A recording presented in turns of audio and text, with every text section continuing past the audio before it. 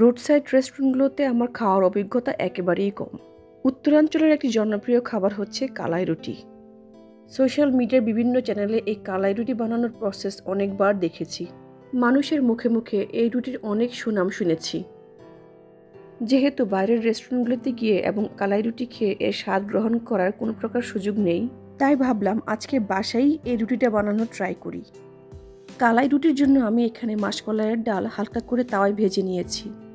ডাল ভাজার পর তা গ্রাইন্ডারে গুঁড়ো করে নিয়েছি এবং গুঁড়োগুলো চালনির সাহায্যে চেলে একটা ফাইন পাউডার এর থেকে আলাদা করে নিয়েছি।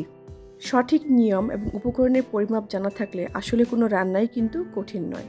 কালাই রুটি তৈরির জন্য আমি প্রথমে এখানে 2 কাপ কালার ডালের গুঁড়ো নিয়ে নিয়েছি, 1 কাপ নিয়েছি আতপ চালের গুঁড়ো এবং অর্ধেক কাপ নিয়েছি ময়দা। ময়দার পরিবর্তে এখানে আটাও ব্যবহার করা যেতে পারে। পরিমাণ মতো লবণ দিয়ে সবগুলো উপকরণ ভালো করে নেড়েচেড়ে মিশিয়ে নিতে হবে। এরপর এতে অল্প অল্প করে পানি অ্যাড করে একটা ডো তৈরি করে নিতে হবে। কালাই রুটির ডোয়ের কনসিস্টেন্সি অনেকটাই হার্ড হয়ে থাকে, কারণ কালাইয়ের ডালের গুঁড়ো প্রচুর পানি শুষে নেয়। মনে রাখতে হবে এই ডো তৈরি করার সময় কোনো প্রকার গরম পানি ব্যবহার করা যাবে না। এই রুটি বানানোর 2টি প্রসেস রয়েছে। হাতে পানি লাগিয়ে পুরো রুটিটা গোল করে বানিয়ে নিতে হয়, তবে হাতে বানানো কালাই রুটি বেশ পুরো হয়। আবার চাইলে বেলনের সাহায্যে রুটির মতো করে গড়ে নেওয়া যায়। আমি আজকে কালাই রুটি বানানোর জন্য বেলন পিঁড়ির ব্যবহার করেছি। এই রুটিটা বেলাটাও বেশ কষ্টসাধ্য, কারণ কোনোভাবেই রুটিটাকে ঘোরানো যায় না। আবার একটু এদিক সেদিক হলেই অমনি চারদিক থেকে ফাটল ধরতে থাকে। যাই হোক না কেন, রুটি বানানোর শেষের তাক খেয়ে স্বাদ গ্রহণ করার সময় কিন্তু এই কষ্টের কথা একেবারেই মন থাকে না। কালাই রুটি সাধারণত মাটির তাওয়ায় সেঁকা হয়, আজকে আমি এখানে ফ্রাই প্যান ব্যবহার করেছি।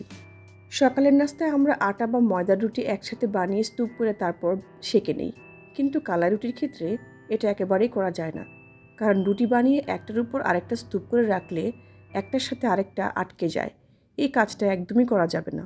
এই রুটিটা ভাজার সময় অনেক সময় কিন্তু চারদিক থেকে এবং মাঝখান থেকে ফেটে যাওয়ার সম্ভাবনা থাকে।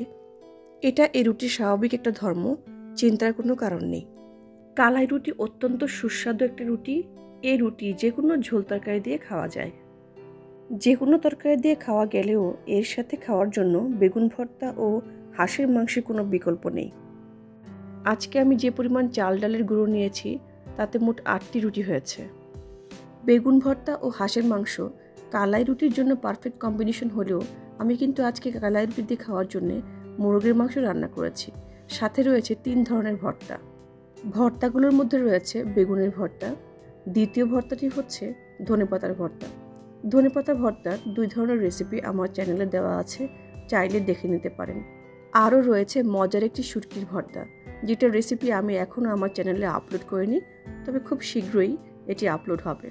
এতক্ষণ ধৈর্য ধরে পুরো ভিডিওটি দেখার জন্য আপনাদের অসংখ্য ধন্যবাদ। ভিডিওটি ভালো লাগলে ভিডিওতে বেশি বেশি লাইক ও কমেন্ট করবেন। শেয়ার দিয়ে ভিডিওটি অন্যদেরকে দেখার সুযোগ করে দেওয়ার জন্য অনুরোধ রইল।